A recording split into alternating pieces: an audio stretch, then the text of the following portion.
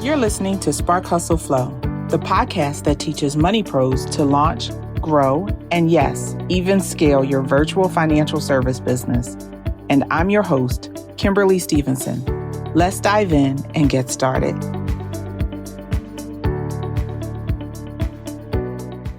Hey guys, welcome to episode 31 of the Spark Hustle Flow podcast. My very special guest this week is Denitresse Ferrell, otherwise known as Coach Denny. And this week, we're talking about how to identify and understand your strengths to help you on the journey to becoming a bookkeeper CEO. So often, entrepreneurs spend a lot of time thinking about and trying to fix the areas where they may have some weaknesses. But according to the Clifton Strengths Assessment, which is an assessment that measures 34 different profile sets and prioritizes them to help you discover what you do best, we can actually make more progress and have so much more impact when we focus on applying our strengths to situations we face every single day.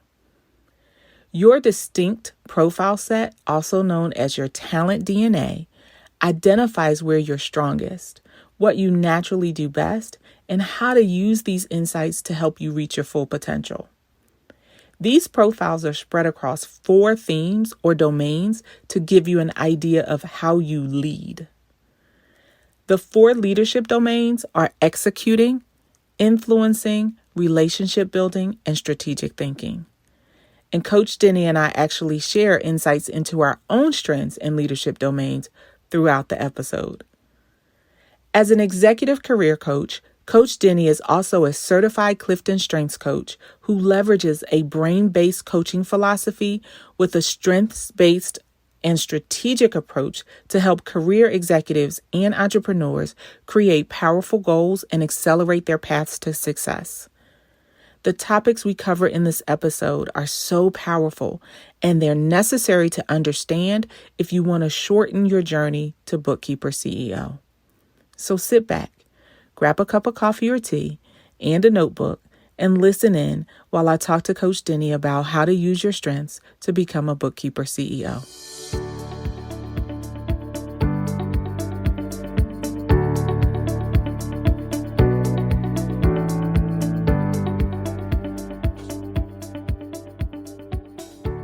Hi, Denitresse. How are you? Good. How are you? I'm doing well. Coach Denny up in this house. I love it. Yay. I've been so excited about this conversation. Me too. I am super, super happy that you are here. So when we started this episode, we shared with our audience a little bit about your background, but I definitely want you to tell us about yourself and in your own words, tell us who you serve, how you serve, and maybe how you started down this road. Yeah, absolutely. So I am an executive leadership career coach, as well as a diversity, equity, and inclusion consultant. And I really am, it's all about empowering people to dream their biggest dream. I work mostly with women and minorities who are ready to stop feeling stuck, break free of environments that hold them back, that feel oppressive, that don't allow them to just really stretch and dream and be authentic. So I work with them to really live life by design and not default, and stop settling for the definition of success that everyone else told us would make us happy. And then, of course, I can't do this work on one side without addressing the spaces that they're going to operate in. And so on the DEI side, I work with organizations to really dismantle those systems of oppression, those barriers to equity, so that, this talent can show up and thrive and bring their whole selves to their organizations and really start to leverage their careers to build out the lives they want, as opposed to sort of the other way, which is the way a lot of us tend to think about things: career first and life second.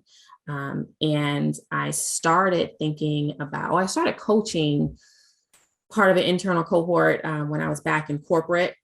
And it was all about helping new managers ramp up and executives lead when they were making large transitions. And when I found myself burnt out and feeling stuck, and I got really quiet and understood what my assignment was, and it became really clear that my assignment was to help others, sort of like a freedom fighter, free you from the oppression, dare you to dream bigger. And that's what really lit me up. And so I hung my shingle and started down this path. And strengths comes in actually what we're talking about today.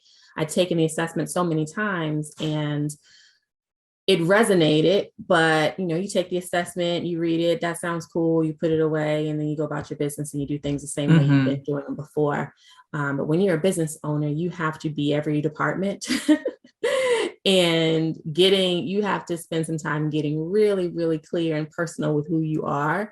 And so as a part of this process, Lord. It's okay. Process, love the babies. Yes, he's a mess. As a part of this process, I spent some time really digging into my strengths results. And once I finally understood them, it was so transformative. And I realized without even knowing it, that the things that I didn't like doing, the things that stressed me out about my business were the things that sort of weren't in my zone of genius. And that I'd sort of inadvertently built a business around my top 5 strengths and began to lean into that. And that made things so much easier as I moved forward. And I wanted to be able to do that for other people. And so I decided to get certified via Gallup's Clifton Strengths. I love that. And so you, even in your intro, there were so many little nuggets, nuances that I picked up on. And I definitely want to circle back and touch on those points. But before I do, help us understand, you mentioned that you got certified through Gallup Clifton Strengths Finder, right? Mm-hmm. Or is it Gallup Clifton Strengths? It's Gallup's Clifton Strengths. It used to be Clifton Strengths Finders, and they switched it to Clifton Strengths. That's when, I think I bought the book many, many years ago and first took the assessment that you mentioned. And I think it was the Strengths Finder assessment back then. And so how do you support your clients in what you do as a certified, strengths coach?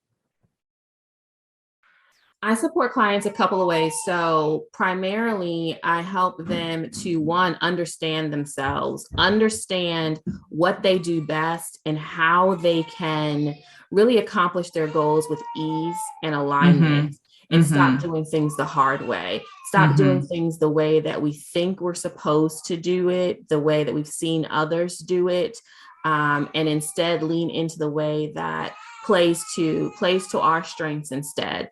And so in addition to that, I help clients, I work with teams as well. And so I help them understand, first, you got to understand yourself, but then next, when you're working in a team environment, how do you understand your other teammates, right? How do I understand what you're great at so that we can play off of each other? Because strengths works well in pairs and in groups. And I work with managers to understand your team, because you can't manage everyone the same. Everyone's not going to accomplish goals, even the same exact task. They're not going to get after it in the same exact way. And so how do you understand the strengths of the members of your team, both individually and then collectively, so that you guys can optimize your performance? It's so interesting that you say that, because I was thinking about the difference between the corporate space and the entrepreneurial space, especially when it comes to strengths and working with teams. And a lot of our clients, and in our audience, you have a lot of solopreneurs, right? And so people might be thinking to themselves, well, why do I need to know what my strengths are if I don't have a team, right? Is it helpful for me at all to understand what my specific strength themes are and how they play a role in my day-to-day business, right? And so I'd love to talk about that a little bit, kind of the different nuances between the corporate space and being a solopreneur or a very small business, maybe as you and one other person. Talk to me about that a little bit. Is there a big difference in how it really kind of manifests? It's or not a shows up, difference. plays? It's not a difference in how it shows up in the various spaces, but there's a difference in the intensity of it, right? It is more important for a solopreneur to really understand and stay in their strengths than when you're in a corporate space. Because in a corporate space, you've got the HR department, you've got accounting, you've got, marketing and sales, you've got every single department. You don't have to wear every hat. You don't have to design the product, market the product, sell the product, package the product, ship the product. You don't have to do all of those things. But when you're in business by yourself, you have to wear all of those hats, and you can find yourself spinning, trying to do the things that you see everyone else do. And it's always easy to give an example. And so I think about myself, the first 6 months of my business, I spent just really spinning in my head, planning out what I thought I wanted to do, but then getting stuck thinking about, oh, well, I have to write this type of social media content and the graphic has to be perfect. And I've got to have these systems in place and I've got to go live and do these videos and do all of these things. And not everything that I was faced came with resistance, but a lot of it I was resistant to. And I was wondering, like, why this isn't rocket science. Why is it taking me so long to get these things done? Why, when it comes to social media content, I'm sitting here for days, it seems, looking at like a blank screen and still don't have content to share. And when I finally sat still and dug into my strengths, it's because execution is not anywhere near in my top 10. I'm a planner. I'm a dreamer. I came out of corporate managing a full team. I'm used to having the vision, developing the plan, rallying the troops and sending them off to go deliver while I go come up with another vision, another great idea. That's me playing to my strengths. And so as a solopreneur, I had to do two things. I had to say, of these things that just aren't in my zone of genius, what still has to get done and what can wait? The stuff that can wait, I set it aside. The stuff that still has to get done, I said, what has to get done by me and what can I outsource? Where can I find the expert? Those are the first person I hired was a VA to help work on social media content. The next person I hired was a social media manager to help with my Instagram and Facebook content. The next contractor I hired was another person to help with my LinkedIn content. Everybody that I've hired, all the contractors have all been about getting the message out there, because that was what was taking so much time and energy. And it kept me from doing the things that I needed to be doing. It kept me from reaching out to clients. It kept me from actually booking business because I was worried about the graphic that was going to go on Instagram. That's the way I play. I've struggled with that too. And you and I, we can talk about this in a bit, but you and I actually sat down and we talked about my strengths and we had a session and it was phenomenal. And, but I've struggled with the same things too, because, you mentioned execution is not your strength, right? And so my struggle has always been to understand what's the difference between a strengths theme and a skill set. And here I am saying, I don't have that skill. I don't know how to do that, or thinking that was why I was struggling, when that wasn't the answer. It was more of, am I an influencer, or am I somebody who executes well? Right. And I think when we were sitting down looking at it, I don't have execution. I think I have 2 in my top 10 or something, execution type themes. And so that was such a light bulb moment, that it wasn't about, can I do this? Because let me tell you, when I look at my Canva, you couldn't tell me that I'm not a graphic designer, right? Which is, right. I can do it, but it still is a hassle for me because I don't have that execution theme. And it's more like, it takes so long. It's like pulling teeth, and it's not fun, necessarily. And so, yeah, I totally get that. But can you help us understand better the difference really between skill set and strengths like the themes? Yes. Okay. So a couple of things. One, if you've ever taken the Clifton Strengths Assessment and gotten your full report, it's 34 talents rank ordered. They are not ranked ordered by your strengths down to your weaknesses. They're rank ordered based on how often they show up for you. How often are you leveraging these? Which then says it's not that you can't pull on the talents that are ranked lower. It's just that it takes more out of you. It's more frustrating. It doesn't come with as much ease.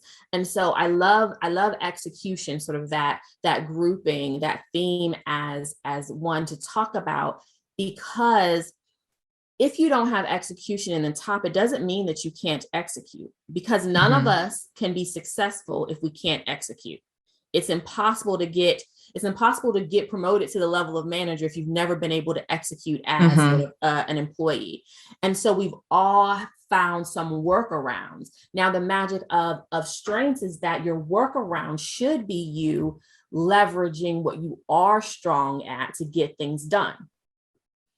Okay. But what often happens when you don't know your strengths, you try to build a skill set to do it in the way that you think you're supposed to do it. For example, when I was working in finance, I was responsible for, performance reporting for really large, hundreds of millions of dollars of contracts. And so I'm calculating their returns on all of their accounts and all of these things. And so execution, not my strength, didn't know it at the time. But in order for me to make sure that I stayed on top of everything, I would print out 200-page reports, pull my pencil out and have to go line by line. Did this transpose? Is this correct? Is this? I had to put processes in place to make sure that I was getting things done. I had to really be intentional with my scheduling and deadlines and who was giving me information so that I could meet the timeline that I had to meet. I had to break it up into small chunks so that it didn't feel overwhelming and I didn't get lost in the deliverable. I didn't realize that's what I was doing, but that's how I had to get it done. And if I try to do it another way, it's just even more stressful for me. I'm trying to do it somebody else's way. Somebody else can tell me, why do it like this? And that sounds good, but that's not how I work. And as a solopreneur, what came up for me when we talked about,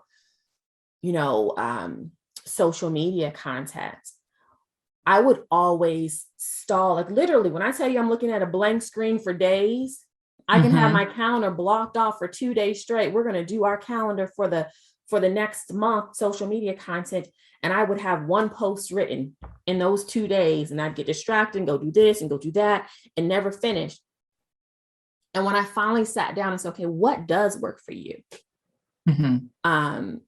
And for me, influencing is sort of high and strategic thinking is high. I talk things through. I'm not the writer. I communicate by talking, not necessarily by writing. And so I can write. It just takes a lot more time and energy. So the first thing I did is I started just recording myself talking. Before I even made my first hire, I just recorded myself talking and then transcribed that and then started pulling out nuggets from a conversation I was having with myself.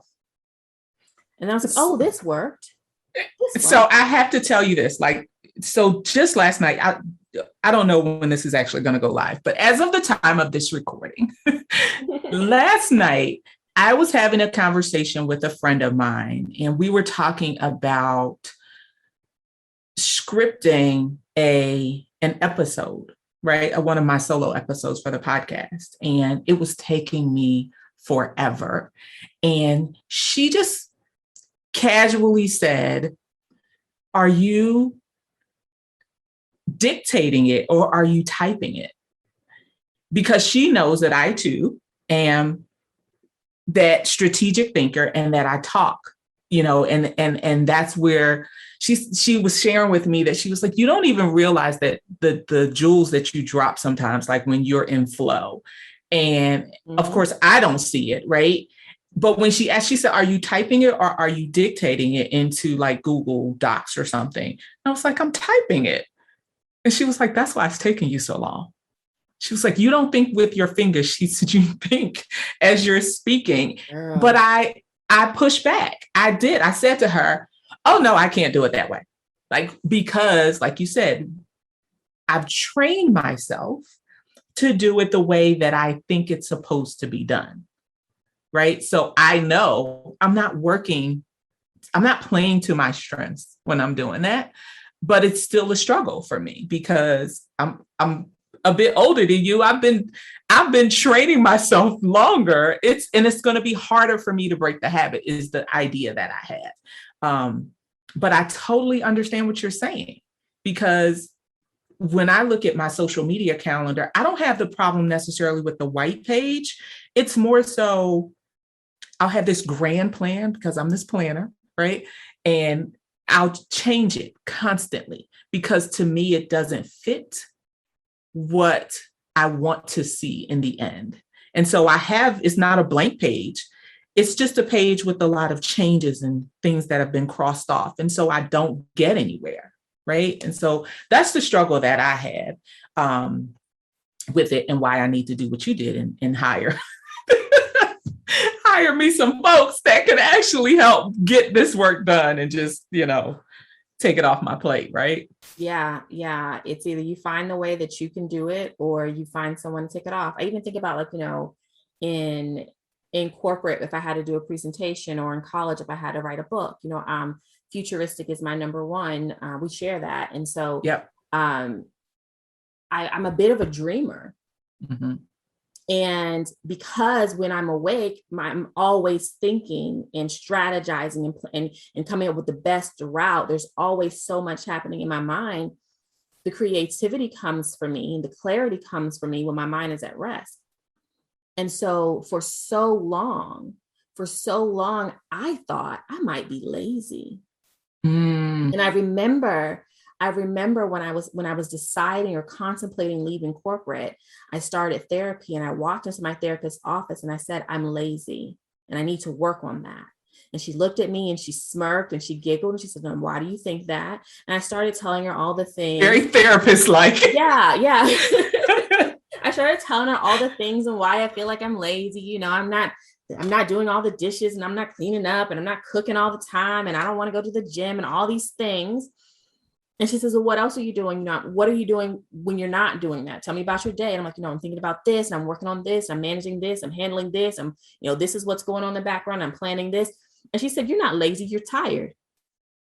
And I never had it framed that way, because everyone else looking in, parents, spouse, right? Everyone looking at me is saying, you're not moving, you're not doing the things, you're not executing as I would. Mm-hmm. So it must be you're not doing anything. And at the same time, I'm like, you're not thinking. I'm making all of these decisions. You're not going through all of these iterations and possibilities and weighing the pros and cons and coming up with the right path forward and planning what we do with this and that and the third. I'm doing all of that and not recognizing that amount of labor was just as intensive. Absolutely. As the physical labor. Absolutely. But it's hard for those people who are physically active or have to move around a lot within their day-to-day. It's hard for them to understand how someone who is not moving visibly, like physically, it's hard for them to understand how you could be exhausted. Right? Exhausted. Just the mental capacity that it takes to plan and consider, right, and change things is tremendous. And so, I have people in my life too that are very similar, right? My guy friend is a blue collar guy. He works outside every day. And we have always had these conversations that there's no way that I could feel as tired as he does at the end of the day. And I'm just like, wait, huh? How, Sway? Because I don't know how. I don't know how I'm doing it then, because I need to go lay down somewhere. Exactly. Oh my gosh. Okay, so you've said this. You've used this term a couple of times during our conversation, and I really want to talk about it. I know where it comes from, but I definitely want to dig into it. So you've said zone of genius a Mm. couple of times. And I know where that comes from, but let's talk about the different zones. So there are four, right? Mm-hmm. Zone of incompetence, Mm-hmm. zone of competence, Mm-hmm. zone of excellence, and Excellence. zone of genius, Mm-hmm. right? Where does that come from? And how does that, is that about playing to your strengths, or is it a hybrid of something, of that and something else? Or yeah, talk to me about that. Yeah, so the terminology has been floating around, and then I finally read Gay Hendricks' The Big Leap, Mm-hmm. and so I think I can attribute it to him. I'm not 100% sure, but then that's when he really explained it and broke it down so that I understood it, all four quadrants, very well. And I think the reason, or the way that it plays into strength specifically, is, here's the thing: most of us are smart enough to get good at almost everything, right? You can get good enough. You Mm-hmm. can get good enough to be dangerous Mm-hmm. at a lot of things. And that's how we end up in jobs we hate, because we said yes to it because we could do it. Someone asked to do it and they're willing to pay us to do it. And so we're like, well, I'll go ahead and do it. Mm-hmm. With no regard to what I want to do, what I would love to do, what I'm probably the best at doing. And so a lot of us are playing and in like that field between zone of confidence and zone of excellence. You have no chance of getting to your zone of genius unless you are playing to your strengths. Uh-huh. In my opinion, it's just not possible, because there are too many hurdles going against you if you're not playing to your strengths to get to that zone where it's just pure flow. Like, no one else can do this the way that I do it.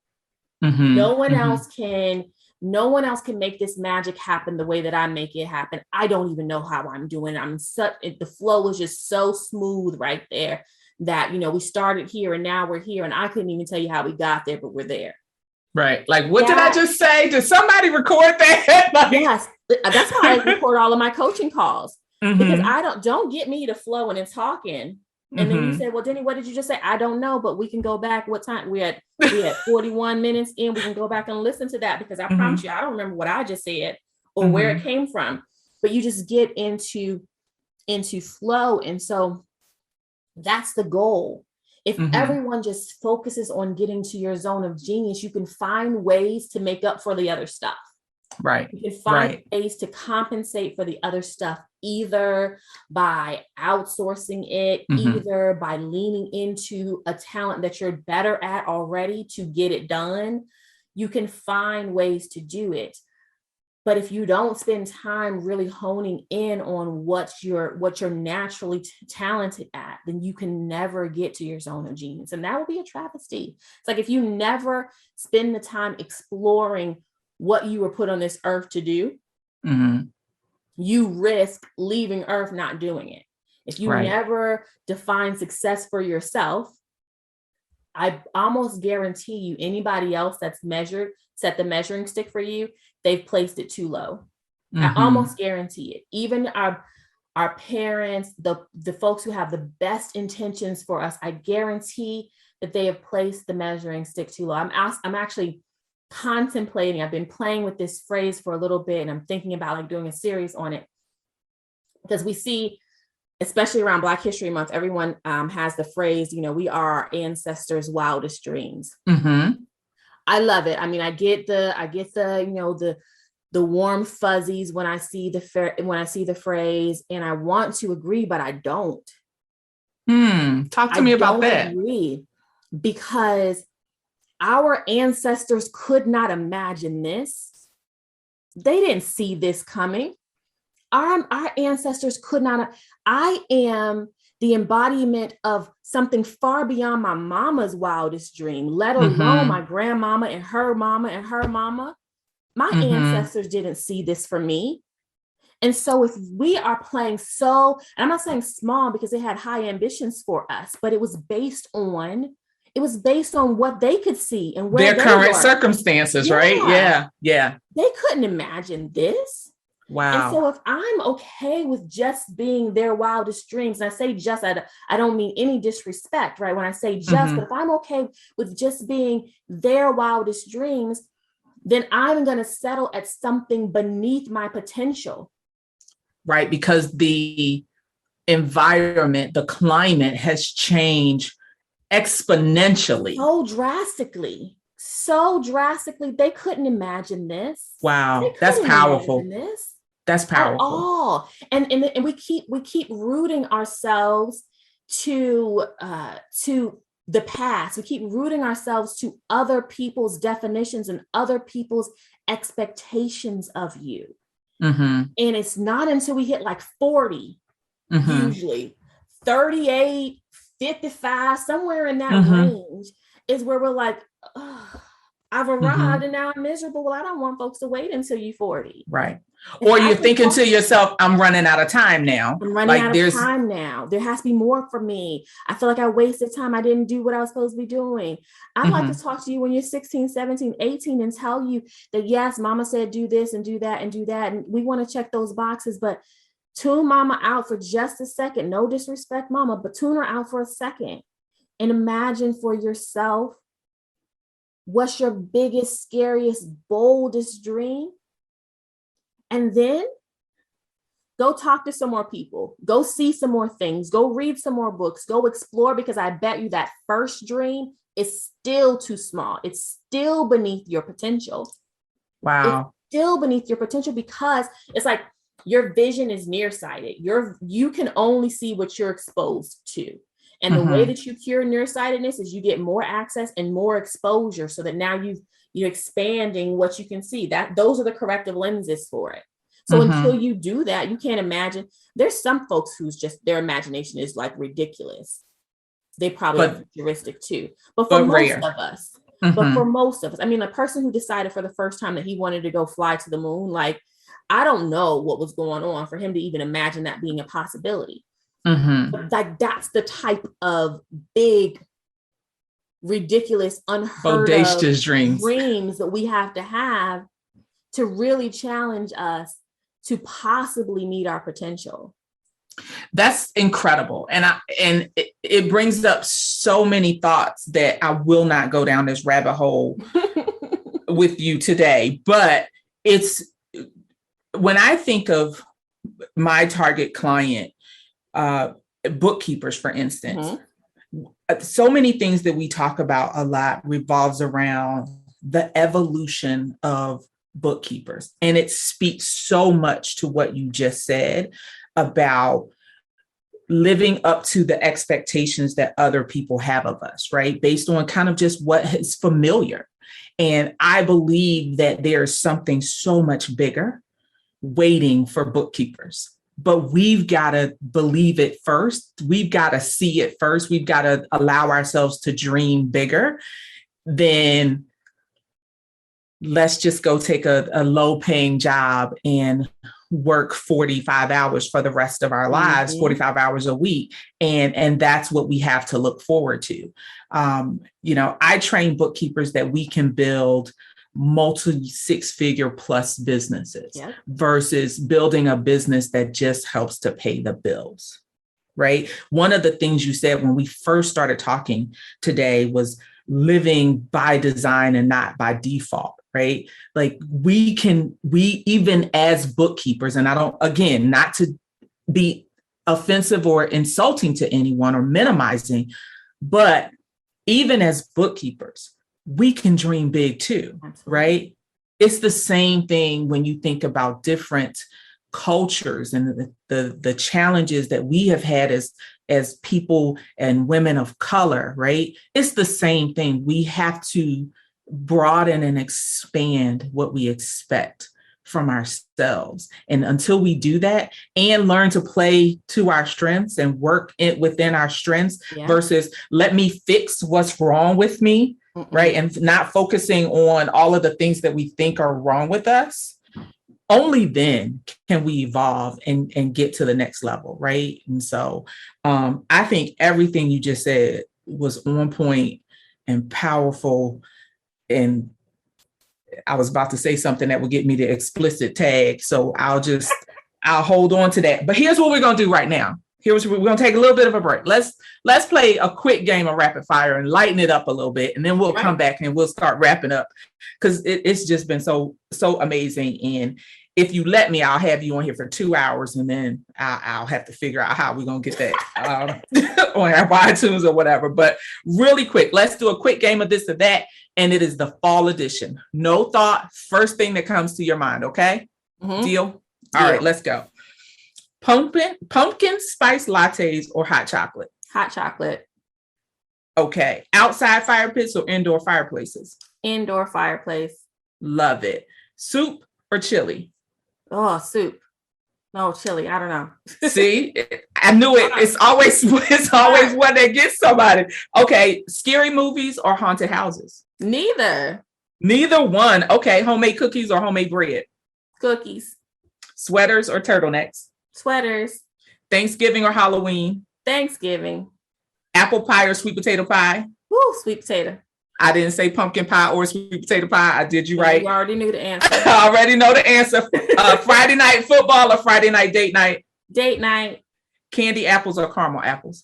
Ooh, difference. Caramel, maybe. Okay. Here's what's funny. I'm gonna throw another one in there because you just said something. I said caramel apples. You said caramel apples. And I heard caramel. I was like, yeah, no, that's not right. Caramel. And we're from the same neck of the woods. We're both from like the Northeast, but we both say it differently. Now I say water. Do you say water or water?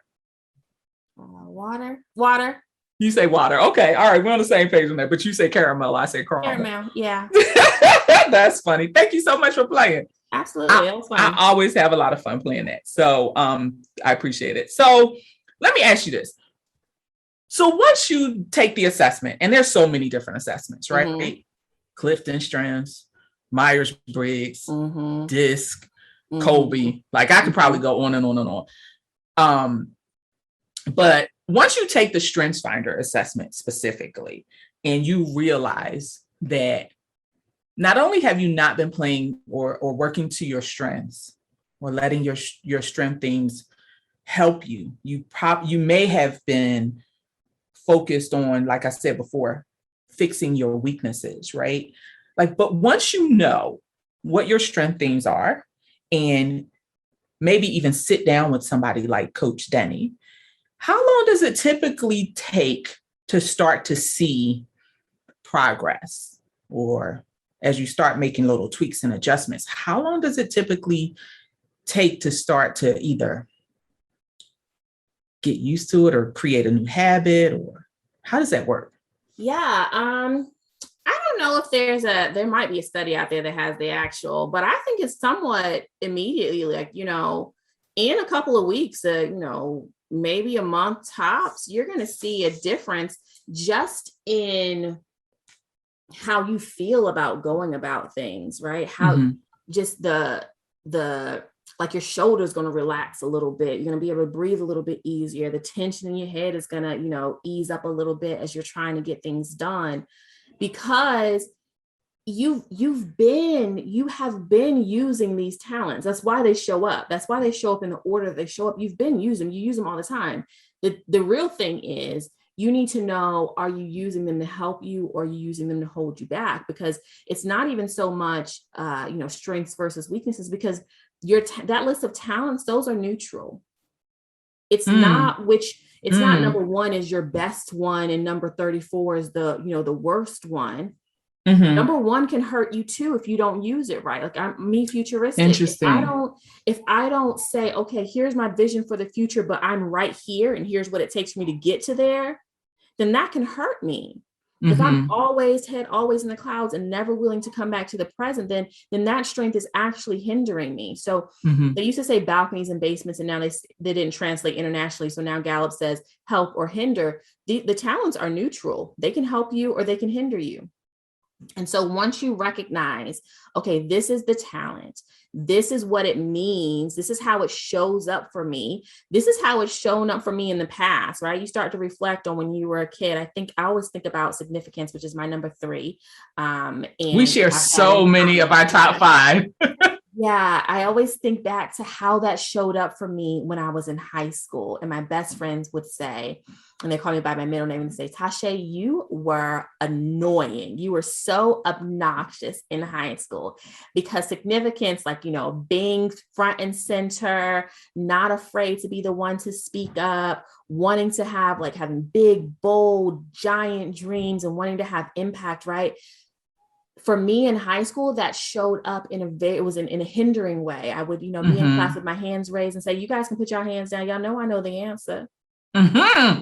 And now I'm joking a little bit. I did know a little bit. I'm joking, not really trying to be, not really throwing shade, but just being, your little obnoxious but fun obnoxious self. That's what I'm thinking. But they might be taking it offensively, like, who does she think she is? Like, and it could be damaging to those relationships, right? And so it's damaging. And so now that I understand what significance is, and I understand, it's almost like it's an assignment. I am on a mission. There is an assignment.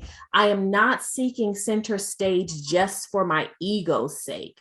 But because if I have to step up in order to bring us along, in order to have the impact that I'm supposed to have, then so be it. If I have to be front and center for that to happen, so be it. Also, if I did it, then tell me that I did it. Like, that's still important to me. I'm not even going to say that that's not. But the way I recognize how it showed up before and how it shows up now, and I can make sure that I'm mindful.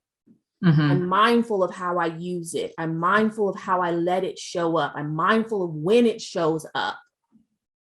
Otherwise, it can hold me back. It can be the thing that it can be, oh, well, we don't want to work with her. She's too arrogant.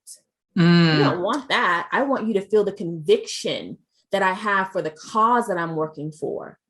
I love that.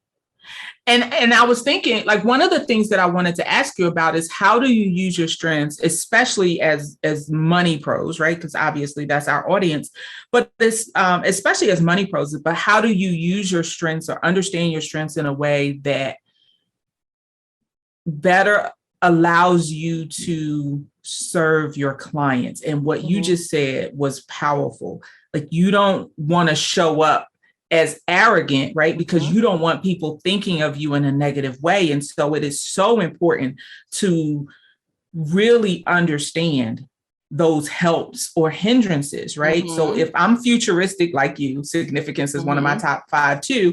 But if I'm futuristic and my head is always 10, 15 years ahead, and my client is somebody who's different, we could be speaking 2 totally different languages, right? In terms of how we're reviewing the performance, your financial performance, and all of those kinds of things. And so it's so important to understand how you show up, right? When you're working with clients. And that's why I think it's incredibly important to have somebody like you in your corner, right? Because working with a coach that can help you identify these things, right? And give you exercises and opportunities to, be more mindful, right? And keep it top of mind. So when we do sit down and talk, we can talk about some very specific things and how,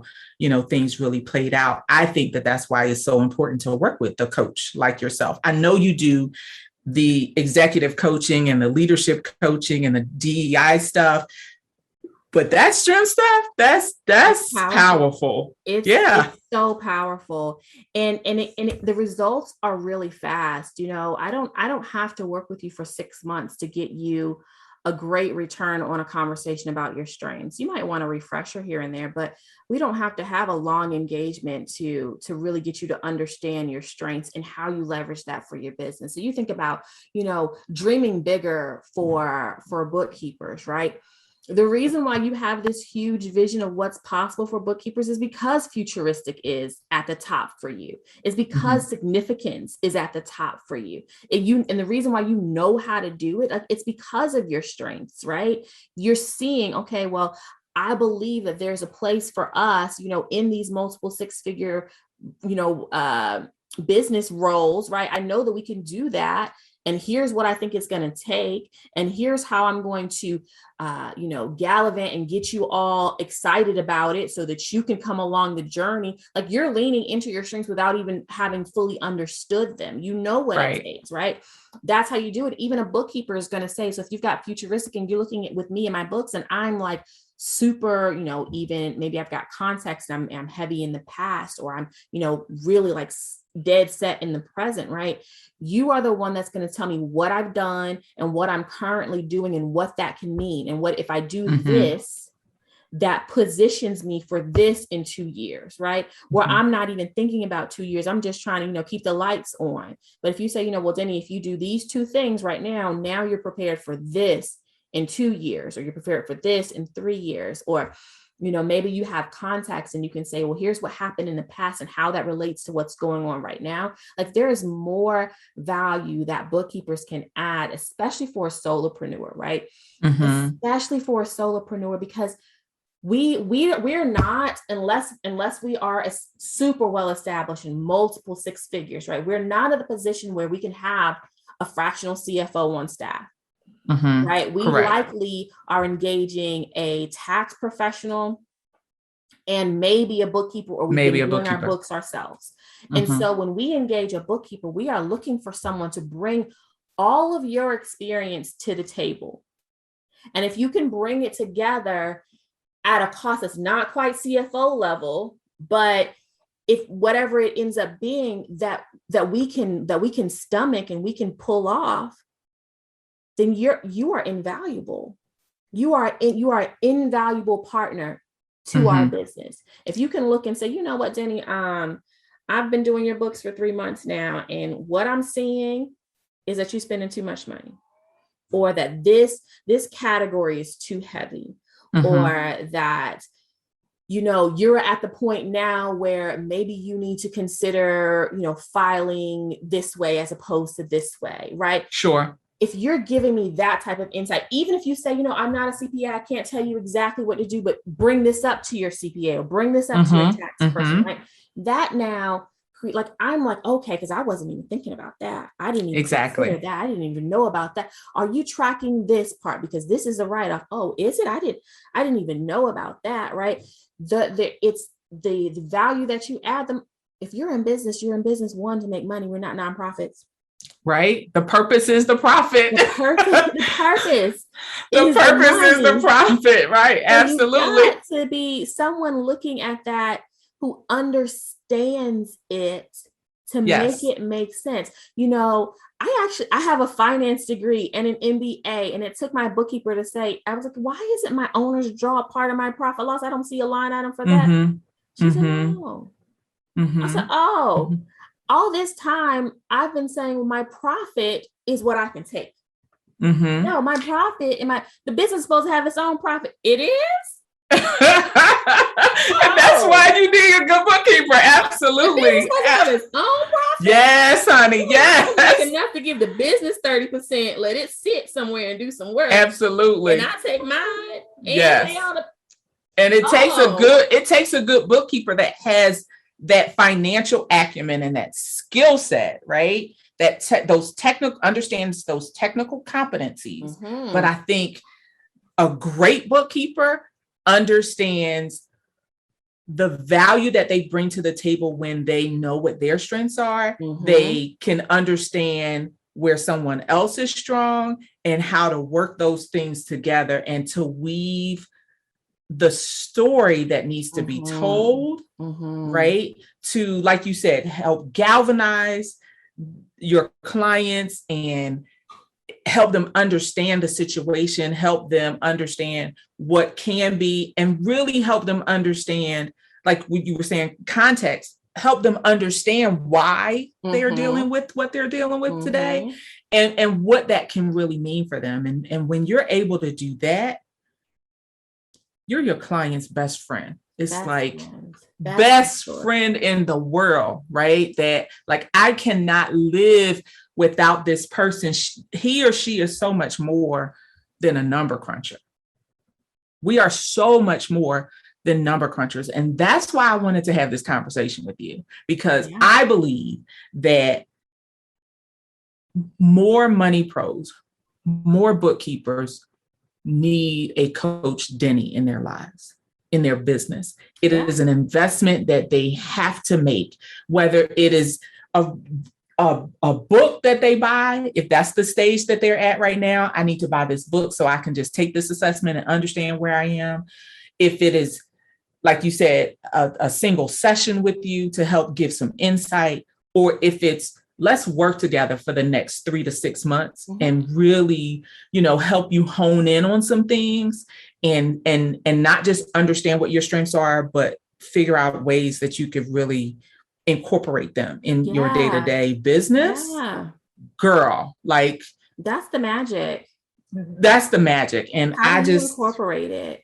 How does it go from a talent to a true strength? And that's the other thing, right? It's a list of talents until you actually add skill and experience to it to make it a strength. You have to do something with it to make it a strength. And once you do that, like, a strength is like near perfection. Like, that's when you're in your zone of genius. Like, I can hit this basket every time I shoot. It's nothing but net. Every single time. I'm Steph Curry with this one. I love it. That's when you've cultivated to a strength. When you're in flow. And listen, this is the Spark Hustle Flow podcast, right? Like, there's a purpose, there's a reason for my brand name, right? You have an idea, you do the work that's going to get you to where you want to be. And then when you hit flow, baby, when you hit flow, it creates so much ease. It relieves so much stress. Yeah. When I finally stopped trying to do it the way everybody else was doing it, and just finally said, all right, listen, I took a break. I mean, there were a few months where I just didn't even post nothing on social. Well, I just took a break. Like, you know what? I don't know what to say. Let me just figure this. Let me figure this part out. And for a little bit, my strengths were getting in my way. The strategic and the futuristic had me swirling, planning. I got a flip chart full of offers. And then finally, I remember one of my coaches said, what can you do to make money right now? Money generating activities. And I've had a couple coaches. One said, stop thinking and start doing. Stop thinking and start go sell something. And what of all these things on your to-do list, which ones can make you money? And once I I had a sticky, focus on what makes money, focus on money generating. Right. And I had my first 10K month. And my two kind of like axioms or mantras were work closest to the dollar, right? Always work closest to the dollar, and sales before spreadsheets. Sales before spreadsheets. If you don't get your head out of that QuickBooks file and out of that Excel file and go talk to some people, and sell your services, like, you could play in QuickBooks and Excel all day long and not make a dime. Honey, I put my pen out. I start drawing circles and diamonds and all sorts of stuff. Got the flow chart, got the customer journey, all sorts of stuff. I got 25 offers in my mind right now. No clue how to sell any of them. Don't worry about that. Go sell something. Go sell the one thing. Go sell the one thing or the two things or whatever, so that you can afford to dream this big. Right. You can afford to figure out the rest of the stuff. Exactly. So you can invest in yourself and get the help that you need to level up, right? To really, truly level up in your business. And so, girl, this has been so good. We were supposed to be on for 30 minutes max, but I had this feeling that this was going to happen, and it has been incredible. You guys, well, listen, I'm a talker too, so the two of us together, I told you we could be here for 2 hours, but I'm not going to let you do that. I'm not going to do that to your family. So listen, how can someone in our audience, how can they reach out to you? How can they get in contact with you? Where do you hang out? Give me all of the details. Yes, you can find me on all places social at Coach Denny, DENI, the letter B, Coach Denny B, on Facebook, Instagram, Twitter, although I don't know the last time I tweeted anything, but I'm there. You can find me there. And then if you're on LinkedIn is where I hang out the most. It's Denitresse Ferrell. So DENITRESSEFERRELL. My website is denitresseferrell.com. You could just find me, hit me in the inbox. If you got any questions about your strengths, if you've taken the assessment, let's talk about it. I offer one-off super sessions. It's the only thing that I offer on a one-time basis. It's sort of the lowest price thing in my repertoire. But I'm happy to do it because I think it's so powerful, especially for business owners.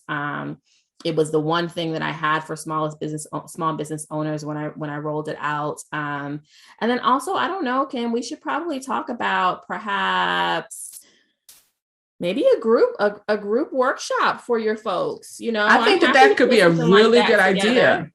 I think that could be a really good idea. My brain is already percolating on that. Mm-hmm. I think that there's a lot of potential in doing something like that. You and I will have to get together kind of offline and talk about that. But this has been phenomenal.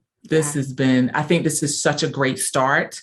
And by the time it goes live, we'll probably have figured out that workshoppers, and so when you guys listen to this episode, make sure to check out the show notes, because we're going to put so many things in the show notes for you. We're going to we'll share with you how you can get your hands on Gay Hendricks' book, The Big Leap. Yeah. We'll talk about how you can find out what your strengths are using Coach Denny's. I think that there's a link that you probably have as a coach where you can walk people through the assessment. Yep. We'll get all of that from you, as well as all of your links and how people can reach out to you, because absolutely, we just need you in our lives, girl. Yeah. We just need you. We just need you. So you guys stay tuned, because something good is coming in. I'm not going to promise when, but not only is Coach Denny and I, we travel kind of in the same circles online, but we travel in the same circles locally. Yes. We're actually semi-neighbors, like neighborhoods. So if I ever need her, I know where to find her, y'all. Right there. So if you guys can't find her, you know where to find me, and I'll find her for you. So this has been so awesome. I'm going to let you go. Thank you so much. Thanks for having me. This has been great. All right, you guys, that's a wrap for this episode. I'm going to see you next week and talk to you about something else that will be just as incredible. But in the meantime, as always, be proactive, be productive, be profitable, and you guys have a great rest of your week. Ciao. Hey guys, thanks for listening to this week's episode of the Spark Hustle Flow podcast. If you enjoyed the show, make sure to subscribe, rate, and leave a positive review on Apple Podcasts. This helps other money pros just like you find the show and learn too. And if you want to hear more from me, follow Spark Hustle Flow across all social media channels and subscribe to my newsletter at sparkhustleflow.com/newsletter to get regular updates on what's happening in my world, weekly business development tips, and personal lessons I'm learning that can help you too. Again, that's sparkhustleflow.com/newsletter. That's it for this week. Remember, as always, be proactive, be productive, and be profitable. See you next week.